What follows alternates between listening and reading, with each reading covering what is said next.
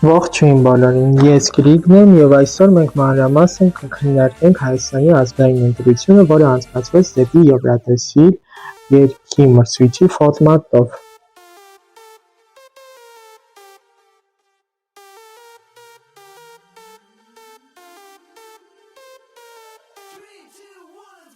Մրցույթի մասնակիցները հայտնի դարձան դեռևս փետրվարի 8-ից, իսկ մոտ փետրվարի 10-ին 11-ին արդեն ընտրել էինք մեր ֆավորիտներին և կազմել էինք մեր թոփերը։ Երգերը մինչ մրցույթը ես ընտրել եմ մինչև այդ իմ թոփը և երկու անգամ լսելուց հետո կազմել եմ թոփեր, որոնք առանձնապես չեն փոխվել առաջին 3 տեղերը։ Առաջին անգամ լսելուց հետո ես առաջին տեղում դրել եմ հենց Աթենա Մանուկյանին, հունահայ երգչուհի, որը համարվում է մեր վերջին, մինչ այս վերջին ազգային մրցույթի հաղթողը։ Երկրորդ տեղում Անահիտ Հակոբյանն է և Գասոյան։ Անահիտ Հակոբյանը հայտնի դարձավ դեռևս X Factor-ից և հետո Հայաստանի ձայնի 4 եթերաշրջանից, իսկ արդեն ավելի հայտնի դարձավ և հաղթեց նորարիք մրցույթը, իսկ Գասոյանը հայտնի դարձավ Լիլիթ Հովհաննիսյանի դուետից հետո։ Ֆլորա Բիչախչյանը մինչ այս մրցույթը մասնակցել էր Նուկավսևնի սետոսական մրցույթին և գրավել էր երկրորդ հորիզոնականը։ Փարգո, ով համարվում է մեր 2023 թվականի ներկայացուցիչ Բրյունետի գործընկերը։ 5-րդ տեղում Անահիտ Ադամյանն էր, ով մասնակցել է մանկական Եվրատեսիլ 2016-ին, 6-րդ տեղում Արսենը և Կամիլը,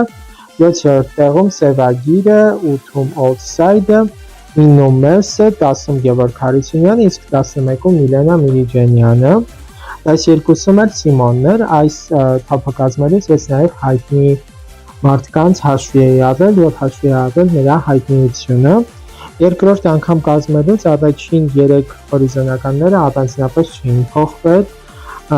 4-րդ հորիզոնականից մոտ մի փոքր բարձրացել էր Արսենը և Կամիլը, նրանից հետո 5-ում Փարգն էր, 6-ում Անահիտ Ադամյանը, 7-ում Գևորգ Հարությունյանը, 8-ում Outside-ը, 9-ում Միլենա Միրիջանյանը, 10-ում Մեսը, իսկ հիմա խոսենք երգերի մասին։ Մինչ շոուն սկսենք Անահիտ Ադամյանից։ Կապված լեզվի հետ երգը ամբողջությամբ հայերեն է, թեթև պարզ երգ է, որը համակցվել է նրա հզոր վոկալով։ Խոսենք Outside խմբի մասին, նրանք ռոք ալտերնատիվ ժանրում ստեղծագործող խումբ են, որոնք ներկայացրել են ակտիվ երգ երազանքներին հասնելու մասին։ Երգը ևս ամբողջությամբ անգլերեն է։ Փարգը ինձի փոփ երգ է ներկայացրել, որի մեջ կային նաև ռոքային նոտաներ, ևս ամբողջությամբ երգը անգլերեն է և ունի հետաքրքիր գործիքավորում։ Սևագիր խումբը ևս ռոք ալտերնատիվ խումբ է, նրանք ներկայացրել են շատ գեղեցիկ սիրային երգ, որը ունի նաև փոքրիկ հայերեն մաս, ինչը արդեն մեծ պլյուս է։ Անահիտ և Գասոյա եվրոպական փոփ ոճի հետաքրքիր երգ, շատ լավ համադրել են թե Գասոյայի ռեփը, թե Անահիտ Հակոբյանի հզոր վոկալը։ Աթենա Մանուկյան, նա հունահայ երգչուհի է, ով հաղթել է ազգային ընտրությունը 2020 թվականին,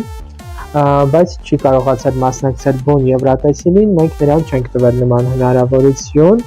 Նրա այս տարվա ելույթը ուներ բավական երկար Dance Break, որը որ շատ նման էր 2018 թվականի Կիպրոսին, 22 թվականի Իսպանիային, 23 թվականի Իսրայելի ելույթի։ Այն մինիմում կլիներ top 10-ում, կարող էր գրավել երկրորդ տեղը, դժվար է ինձ խոսել հիմա հաղթանակի մասին, որովհետև չեմ լսել մնացած ելույթները։ Արսեն և Կամիլ, չեմ կարող ասել ինչու Կամիլ, որովհետև Կամիլը ընդհանրապես չերևաց ոչ մրցույթի ընթացքում, ոչ երգի ժամանակ։ Իհարկե շատ կկարոտենք 2018 թվականի Կամիլին, ներկայացված էր հայկական փոփ երգ, նման շատ երգեր կային և երգը հիշվող չէր։ Սիմոն, եթե դիտարկենք թե ով է նկարում, կարող ենք ենթադրել, որ մեծ վերարկուով, մորթիով ինչ-որ աբորիգեն է ներկայացված, ով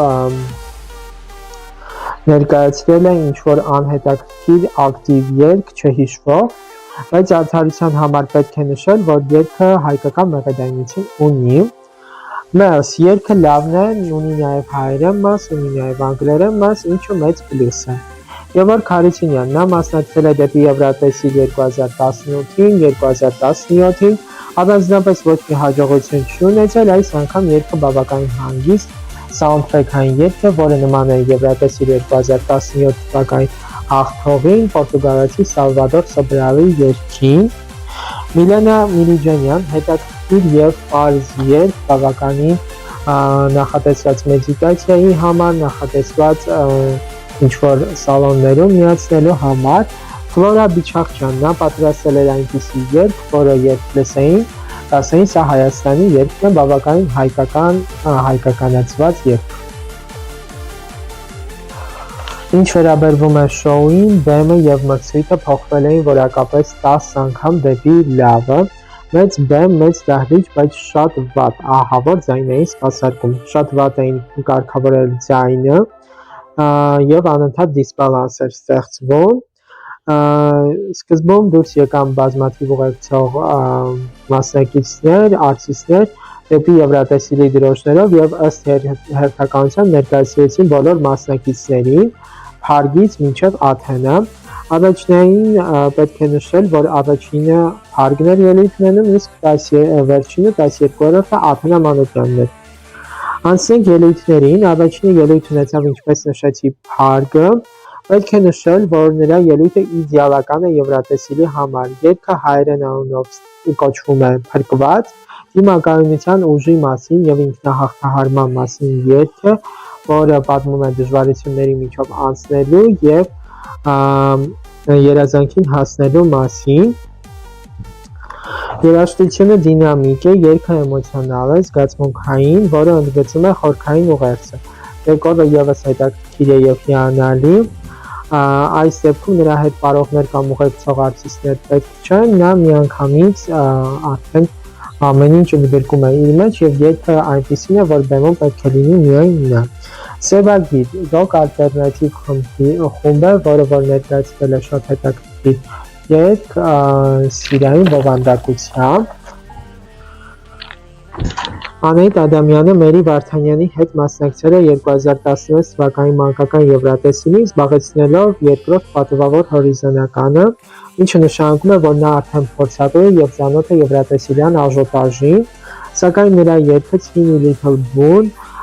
շատ թեթևամիտ փոփ երգ է, որը կարժանանա ցածր հորիզոնականի։ Երգի կատարումը շատ լավ էր, բայց ոչ այս տարի։ Մերսի երգը ներկայացնում էր զգացմունքային պատմություն էմոցիոնալ բովանդակությամբ, թեպետ երգը լավն է, սակայն էմոցիաները եւ ադրենալինի մեծ քանակությունը թույլ չտվեցին նրան երգը կատարել իդեալական, ինչը նշանակում է, որ հնարավոր է Եվրատեսիլի բեմում նա եւս ծախողի։ Հաջորդը Սիմոնն էր, նա եղավ այս մրցույթի Dark Horse-ը, քանի որ անկեղծ ասած ես նրա երգը չհասկանալով եւ չհամարելով հետաքրքիր, նա բավականին մեծ անակնկալ մատուցեց իր բարձր միավորներով, երբ ստացավ բարձր միավորներ թե հանրային ժյուրիի եւ թե միջազգային ժյուրիի շնորհիվ, ժամանակակից հնչողությամբ, ռիթմիկ կառուցվածքով, բայց դա կարող է արժանանալ մաքսիմում երկրորդ հորիզոնականի, քանի որ շատ նման է 2023-ի Ֆինլանդիային, 2024-ի Խորվաթիային, որը կգնահատվի միայն հեռուստադիտողի կողմից, որը կգրավի մաքսիմում երկրորդ հորիզոնականը, քանի որ այն շատ նման է 2023 թվականի Ֆինլանդիային, 2024 թվականի Խորվաթիայի ելույթին, որը կգնահատվի միայն հեռուստադիտողի կողմից եւ ոչ ժյուրիի կողմից։ Ֆլորա Բիչախչյան, ինչևէ, երգը բավականին լավ կատարելու, բարձր նոտաները հեշտությամբ վերցնելու եւ ճիշտ ներկայանալու համար ապահովեց գերազանց ելույթ։ Գևորգ Հարությունյան, սա դրամատիկ ելույթ էր եւ այս ելույթը ծխածածկույթով ամբողջ բեմը պարուրված, սա երգ ներկայացում էր մոնոլոգիա։ Old Side դեպի Եվրատեսիլ 2025-ի բեմում հայտնվել էր Ուկրաինայի 2017 թվականի ներկայացուցիչները Օտտորվալդ խումբ համար 2։ Այս ելույթով ոչ միայն մենք բարձր հորիզոնական չենք գրավի, այլև կա մեծ ռիսկ չանցնելու Եվրատեսիլի եզրափակիչ փուլը։ Անահիտ Հակոբյան եւ Գասոյա, երգի կենթային կատարումը շատ լավն էր, բարեին պահերը բավականին լավն էր, երբ Գասոյան էր երգում, խոսքը գնում է սրա մասին, սա jumping in what? But I'm too high, won't touch the ground. Jumping in what? I got the lid, won't take me down. Straight up, I hop, I heat, I take the top. Jumping in what? I've been through it, still made it out. Jumping in what? But I'm too high, won't touch the ground. Jumping in what? I got the lid, won't take me down. Բավականին հիշվող եւ հետաքրքիր կրկներք է։ Արսեն եւ Կամիլը ընդհանրապես չի երևաց, երգը լավն էր, Արսենը լավ հաղորդավար էր, ավելի լավը, քան Արամ Մեմպետրին, այս մրցույթում այդպես նշվեց։ Քանի որ երբ պետք է երևույթ ունենար Արամ Մեմպետրին, Անի Խաչիկյանի հետ միասին Արսեն եւս հայտարարեց Արամ Մեմպետրի անունը եւ հիշվեց որպես ավելի լավ հաղորդավար, քան Արամ Մեմպետրին, բայց ավելի վատ երգիչ, քան Արամ Մեմպետրին։ Իգնայք եւ պարոնայք, դիմավորեք Արամ Մեմպետրին։ Միլենա Միլիջանյան շատ հաճելի եւ նուրբ ելույթ եւս սխացած քույթով, կատարումը գերազանց էր առանց խնդրի, բայց քիչ հայտնիությունը նրան խանգարեց։ Աթենա Մանուկյան, Աթենայի պրոֆեսիոնալիզմը եւ փորձառությունը բեմում պատճառ դարձավ, որ ես համարեմ նրան լավագույն մարզասրանկիցը այս ամբողջ մրցույթին։ Նրա ելույթը առանձնանում էր էներգետիկ կատարումով եւ բեմական ներկայությամբ։ Երգը ներկայացնում էր ժամանակի փոփ երաժշտությունը, տարբերված եւ համակցված հայկական երաժշտության նրբերանգներով, ինչը նրան առանձնացնում էր մյուս մասնակիցներից։ Աթենայի վոկալ կարողությունները եւ բեմական ակտիվ շարժումները նպաստեցին նրա ելույթի բավականին տպավորիչ լինելուն, բեմադրությունը եւ լույսերի համադրությունը ստեղծեցին ամբողջական շոու։ Աթենան իմ ֆավորիտն է այս մրցույթում եւ ես երկու ձայն քվեարկել եմ նրա օգտին եւ մեկ ձայն Անահիտ Եվգասոյա, քանի որ մի հատախոսից կարող էր գնալ 3 SMS, ես որոշեցի քվեարկությունը կազմակերպել այդ ձևով։ Ժամանցային մասում ելույթ ունեցան Մալենան, Արամ Մեմպետրին եւ Բրյունետը։ Մալենան հիանալի ելույթ ունեցավ, հագուստը մի փոքր ավելի բաց էր, քան սովորական։ Նրան հաջորդեց Արամ Մեմպետրին, երգեց իր Նապլոն երգը։ Չգիտես ինչու վերջին մասի նոտաները բավականին սեղմեց եւ չստացվեց տպավորիչ։ Բրյունետը պայթեցրեց բեմը, ինչպես գեղեցիկ արտաքինով եւ հրաշք վոկալով, այնպես էլ եւ շատ լավ խորեոգրաֆիայով, որի հարցում նրան օգնել էր նրա խորեոգրաֆը եւ գործընկերը Ժան Աբրահամյանը։ Քվեարկությունը կազմակերպված էր 33.3% սիստեմով, այսինքն 33.3% հեռուստադիտողից նույն չափի տոկոսներ ուներ նաև ժյուրին միջազգային եւ հանրային հեռուստաընկերության հանդիսատեսը։ Այս ընթացքում ես կազմել էի իմ թոփը, որով առաջին հորիզոնական Աթենա Մանուկյան, երկրորդ հորիզոնական Անահիտ Եվգասոյա, երրորդ հորիզոնական Ֆլորա Բիչախչյան եւ այդպես մինչեւ վերջ, գրեթե չէր փոխվել եւ վերջին հորիզոնական ես դրել էի Սիմոնին, բոլոր միավորների հանրագումարը ընդհանուր կազմում էր 406 միավոր։ Սկզբում հայտարարեցին հանրային ալիքի ժյուրիի քվեարկությունը, նախ ասեմ ովքեր էին ընդգրկված ժյուրիի կազմում, առանձնապես որևէ մարդ չկարող կապ ուներ Եվրատեսիլի հետ, միայն վերջին երկուսը։ Հովհաննես Մովսիսյանը, հանրային հեռուստաընկերության գործադիր տնօրենը, Տիգրան Վիրաբյանը, հանրային հեռուստաընկերության գործադիր տնօրենի տեղակալը, Դավիթ Բաբախանյանը, Արմենիա հեռուստաընկերության տնօրենը, Արամ Սուփիասյանը, հանրային հեռուստակողի խորհրդի անդամը, Արթուր Եզեկյանը, Շանթ հեռուստաընկերության տնօրենը, Դավիթ Ծերունյանը, դեպի Եվրատեսիլ նախագծի պրոդյուսերը, Եվրատեսիլի պատվիրակության ղեկավարը, Անուշիկ Տեր-Ղուկասյանը, ով ռեժիսոր է մասնագիտությամբ, բայց ներկապահին հանրային հեռուստաընկերության նախագծերի բաժնի պետն է, եւ ըստ նրանց առաջին հորիզոնական Սիմոնն էր 72 միավորով, երկրորդում Փարգը 68 միավորով, երրորդում Աթենա Մանուկյանը 62 միավորով։ Միջազգային ժյուրիի կազմում են եւ Ստեֆանո Կարակովիչը, Sony Music Entertainment Italy արտիստների պրոմո տնօրենը, Ալեքսանդրո Ռեմեդե Ամիելը, Ֆրանսիայի հանրային հեռարձակողի տնօրենը, ժամանցային ծրագրերի տնօրեն պրոդյուսերը, Սերխիո Խոսեն, Իսպանիայի բեմադրող ռեժիսորը, Ֆելիքս Բերգսոնը, Եվրատեսիլ երկրի մրցույթի Իսլանդիայի պատվիրակության ղեկավարը, Նիկոլայ Ռևսինգը ռեժիսոր, պրոդյուսեր Դանիայից, Նատյա Մուշանիերաձեն Եվրատեսիլ երգի մրցույթի Վրաստանի պատվիրակության ղեկավարը, Ջուլիան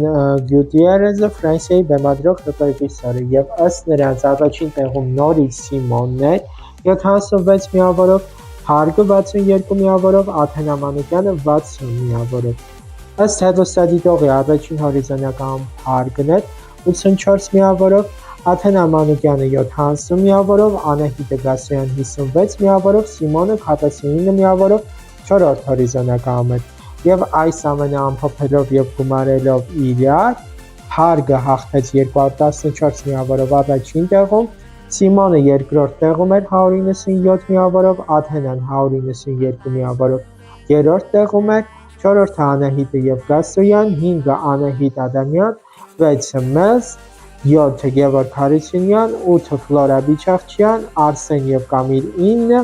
10 Միլենա Միրիջանյան, 11 Օլսայդ, 12 Սևագիտ։ Այսօրվա համար ես նախատեսել էի այսքանը, ինչ վերաբերում է Փարգին, ես համաձայն եմ նրա հաղթանակի հետ, բայց նա չթողեց մաքրել մեր հաշիվները Աթենա Մանուկյանի հետ։ Այսօրվա համար նախապատրաստված էր այսքանը վիդեոյի հետ, գրեք ձեր կարծիքները, դրեք լայք եւ բաժանորդագրվեք ալիքին այսքանը։